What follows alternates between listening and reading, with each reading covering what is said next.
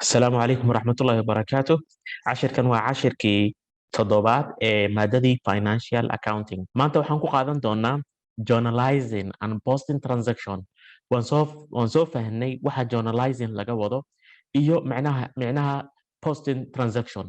Journalizing waxaan nidhi waa diiwaangelintii ugu horreysay. Posting transactionna waa gudbintii ama tarxiilkii weeyaan nidhi. Marka maanta cashirka aad buu u fudud yahay. waa cashiradii hore ee aan soo qaadanay buu xiriir la leeyahay laakiin afkaartii aan horey usoo qaadanay ayaa in detail iyo examples ahaan lagu siinayaa qaabkee wax loo diiwaangeliyaa, qaabkee wax loo post garayaa, qaabkee wax loo diiwaangeliyaa iyo qaabkee wax loo post garayaa ayaan maanta qaadanaynaa. Journalizing and posting transaction. Marka ugu horeysa qofka accountingka wuxuu analyze garaynayaa transactionka iyo documentiga uu markaa haysto. waan soo qaadanay. Number 2 wuxuu apply garaynaya double entry ayuu apply garaynaya. Double entry marka maxaa laga rabaa? Assetska iyo liabilityga waxay u kala qaybsamayaan labo, left iyo right. Left waa maxay? Left side waxaa laga wadaa assets waa debit. marka saddex magac weeye. Assets, left side, debit. Liability iyo equity isla socdana waxay noqon karaan right side iyo credit. waa tii accountinga markaad samaynayso, tii accounting ahaan markaad samaynayso wey. marka waxaad apply garaynaysaa double entry accountingkii, kadib journalkii double entry account ayaad ku diiwaan gelinaysaa. Number 3 you will record journal entry ayaa ku record garaynaysaa. marka recordka accountingka sidan ayuu ahaanaya. Everything waa systematic, waa diyaar. marka waad record garaynaysaa. marka waxaad ku record garaynaysaa waxa uu wadanayaa wuxuu noqonayaa date, transaction descriptions iyo post reference, debit, credit iyo account number key iyo general ledger ciwaankii kore. kadib markaad journalka aad ku marka aad ku record garayso journal entry-ga waxaa usii gudbinaysaa tarxiilka iyo postingka laga hadlaya qaybtan weeye. Post entry wixii aad diiwaan gelisay quyuudii markaasi waxaa ku post garaysaa ledgerkii ku post garay. ledgerkii baa ku post garaynaysaa. In detail iyo mithaal ahaan cashiradii mithaaladii hore aan usoo qaadanay ayaan maanta mar labaad aan si practical ahaan u qaadanaynaa. koobkaagii shaaha sidii caadada ahayd soo qaado isagoo kulul aana isla soconno. Okay. Journalizing transaction. markii aad journalizing garaynayso ama aad diiwaan gelinayso transaction date, marka ugu horeyso datekii wey. intoo dhan waa date waa first column waa date. sanadkii December 1st wixii ugu horreeyay, mithaalkii ugu horreeyay haddaad xasuusato diiwaangelin bay ahayd. diiwaangelin ayay ahayd. Cash iyo capital oo taylorka ninkii ka imaanaysay. Capital, debit, soddon. Cashka markuu kor u kacay debit uu joogaa. capitalka isagana kor buu u kacay, credit buu joogaa. Number 2 marka qaabkaad u diiwaan gelinayso datekii baa qoraysaa, taariikhdii bishii, kadibna taariikhdii maalintii waxaad gelinaysaa labadii xisaab baad gelinaysaa. daa'iman waxaan nidhi marka aad debitka waa in, marka aad creditku waa inuu masaafo aad u dhaxaysiisaa. First you start by debit account, then masaafo u dhaxaysiinaysaa waxaad qoraysaa credit account. kadib meesha waxaad ku qoraysaa description yar. waxaad yara cadaynaysaa maxay ahayd lacagtan. It comes from where? Investment by owner. waa maalgashi ka timid milkiilaha shirkadda. Okay. tii labaad markaad diiwaan gelinayso sidoo kale debitka ku bilaabaysa supplies, cash. labadan xisaab waa assets. mid baa kor u kacay, supplies alaabtii la soo gatay, cashkii lagu soo gatay, lacagtii baa hoos u kacday. waa labadii waxa weeyaan waa laba xisaab oo assets weeye. 2,500 dollar amount of debit and credit. Number 4 waxaa laga rabaa explanation. lacagtan supplies maxay ahayd? Purchases supplies for cash. alaab baan waxaan kusoo gadanay si lacag ah. micnaha dayn maynan ahayn. Okay. Ledger and chart of accounts. The ledger is a collection of all accounts for an information system. A company size and diversity of operation affect the number of accounts needed. Okay. ledgerku waa maxay horaan usoo qaadanay ledgerku waxaan nidhi waa diiwaan kulmiyo dhammaan xisaabaadka shirkadda macluumaadka shirkadda ayuu wada kulmiyaa marka shirkaddu hadday yar tahay ama weyn tahay ama nooca ay ka shaqaynayso hadday guri dhisayso haddii ay ka shaqaynayso qaybtan alaab gadida iyo soo gadashada taa waxay saamaynaysaa inta xisaab ay u baahan tahay shirkadda inay isticmaasho okay xisaabaadka shirkadda isticmaasho maxaa la dhahaa the chart of account daliilka xisaabaadka shirkadda is a list of all accounts and include an identifying number of each account chart of account wuxuu ka kooban yahay laba ayuu ka kooban yahay chart of account laba ayuu ka kooban yahay account number iyo account name xisaabka numberkiisa iyo xisaabka magaciisa tusaale ahaan cashka waxaa lagu bilaabay 101 waa cashki xisaabaadkan kulli waa kuwa aan soo marnay laakiin arrin baan rabaa inaan ku fahansiiyo cash account receivable supplies prepared insurance equipment waxay wada wadaa 1 ay ka bilaabanaysaa taa waxay ku tusaysaa xisaabaadka marka la rabo tasalsulka in la sameeyo assetska waxaa laga bilaabaa 1 account payable iyo unearned revenue number 2 macnaha waxay ka dhigan tahay liability number 3 waa equity markii aad nambaraynayso waxa weeyaan waa equity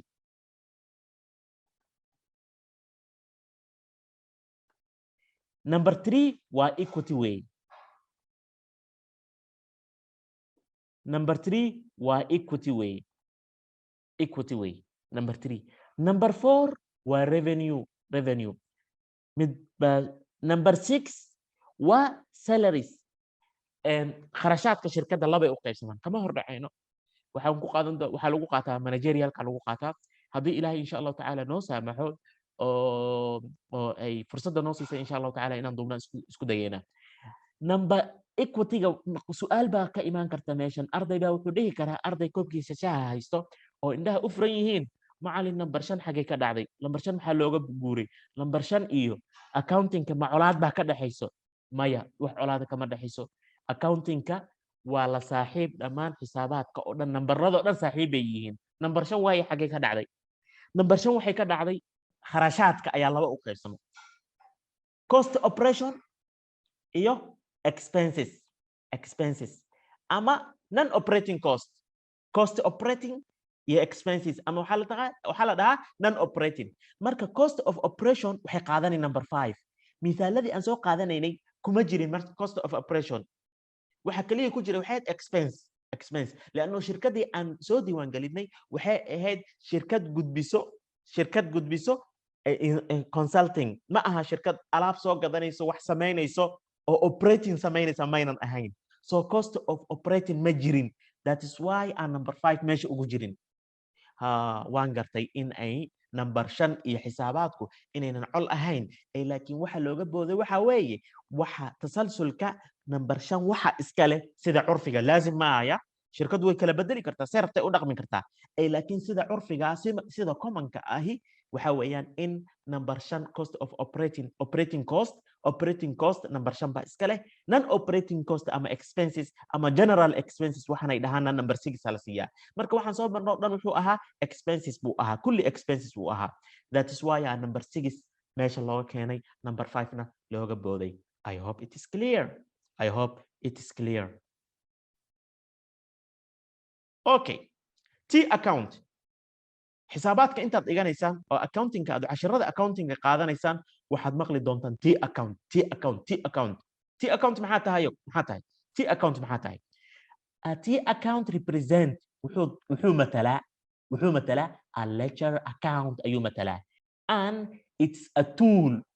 tool used to understand the effect of one or more transaction haddii aad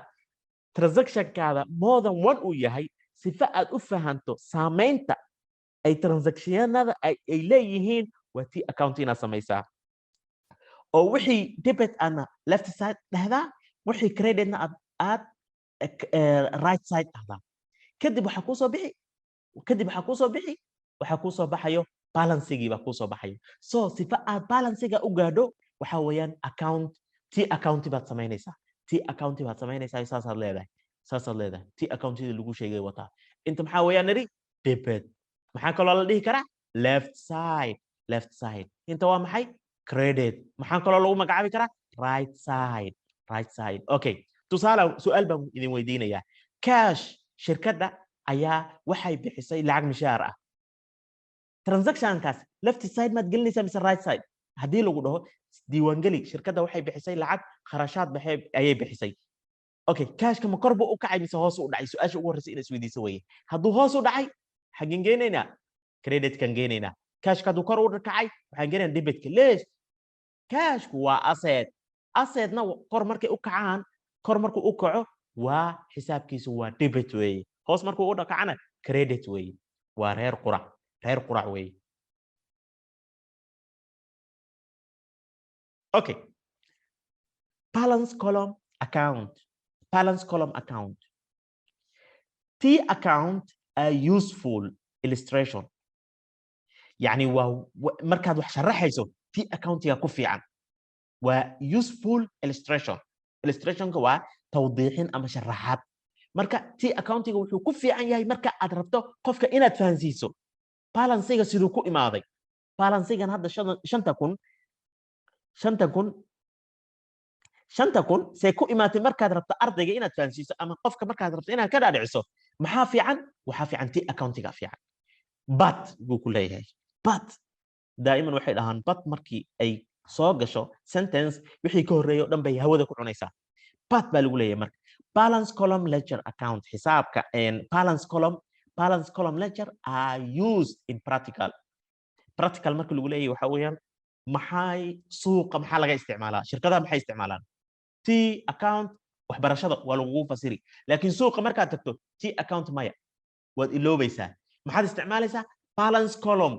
ledger account tusaale ahaan cashkii soo qaad cashkii baa soo qaaday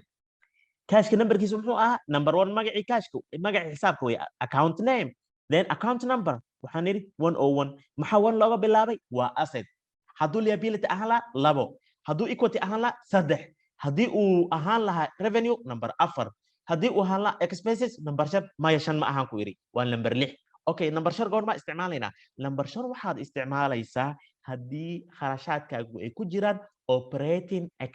operating cost waana qaadan doonaa insha Allah tacaala furust ilaahay duu noo saamaxo okay great marka sida practicalka ah ay systemyada ku dhisan yihiin waa sidan weeye ma aha T account waa balance column ledger account date year datekii waa meeshan yearkii baa lagu bilaabay date yearka lagu bilaabay kadib bishii kadibna datekii maalintii okay description initial investment waa waxa diiwaan gelisay way initial investment waa G1 markii lagu leeyahay waxa weeyaan general waa xisaabkii u horeeyo cashkii weeye okay soddon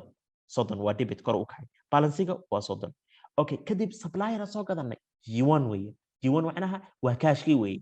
waa 2500 marka balancega keeni 2500 inta iima keenaysid ma waxaad leedahay 30 haystay ayaa waxaan kharash ahaan u bixiyey 2500 markii aan kala jaro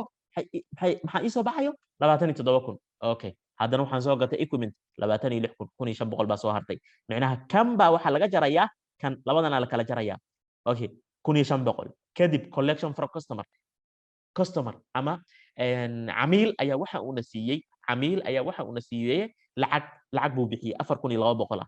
kor bay u qaadaysaa 1500 baa haystay lacag 4000 baa soo gashay balancega 5000 buu noqonayaa markii uu balancega markii ta'fiirka ama saameyntu ay debit tahay waa plus markii credit tahay waa minus is that clear I hope it's clear haddii aad wax fahmi weyso commentiga ku qor fursaddan aan hay waan kaaga jawaabaya insha Allah taala okay accounts balances an account balance is the difference between the increase and decrease in account not the T account accounting raba inuu ku sharaxo cashkii hadaaye balance accounting marka isticmaalayna balance isticmaalayna kan maya wixii debit oo dhan baad wada keeni wixii credit ah oo dhan baa wada keeni kadib balansiga ayaad dhigi okay arday baa su'aal weydiinayo su'aal buu ardayga i weydiinaya wuxuu leeyahay ma waxaan dhigaa okay seen ku kala garani ma goormaan debitka aan hoos dhigi goormaan creditka aan hoos dhigi okay su'aashaada sifa aad u hesho daa'iman waxaad isweydiisaa xisaabkan wuxuu yahay xisaabkan waxa uu yahay waa cash yuu ka tirsan yahay ma reer qurac marasa reer qansax reer qurac buu ka tirsan yahay oo assets ah okay waad kulligood baad kulmini ama waad isku wada dardari natiijada kuu soo baxdo haddii ay noqoto maalan tusaale ahaan 30 kun ku dar 34 kun 34 kun 35 kun 36 kun iyo 100 aan dhahno 36 kun iyo 100 ma meesha noo soo baxday soo ma okay 36 kun iyo 100 ku soo baxday qaybtan oo dhanna isku dardar 27 kun 29 kun iyo 500 29 kun iyo 500 200 ku dar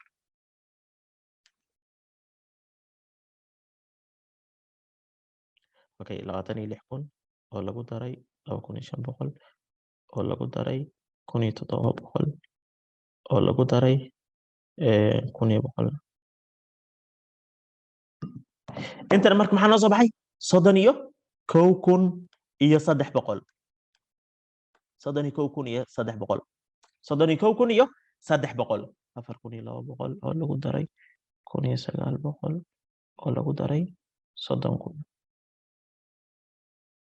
okay waa isbarbar dhigi su'aasha ugu horreysay waxaad taxdiidisay waxaad identify garaysay waxaad ogaatay xisaabkan ma reer qurac mise waa reer qansax reer qurac weeyaan niri haddii reer qurac iyo reer qansax isku dardaro waa idiin fudaydinaya ma asset ba ma liability ba ma equity baan ka wadaa okay haddii uu asset noqday kadib su'aashan labada isweydiini totalkan iyo totalkan keebaa weyn ka weyn baa daa'iman rasiidka aad dhigaysaa okay journalizing waa ka soo baxnay post journal entries sidee baad u post garaynaysaa ama u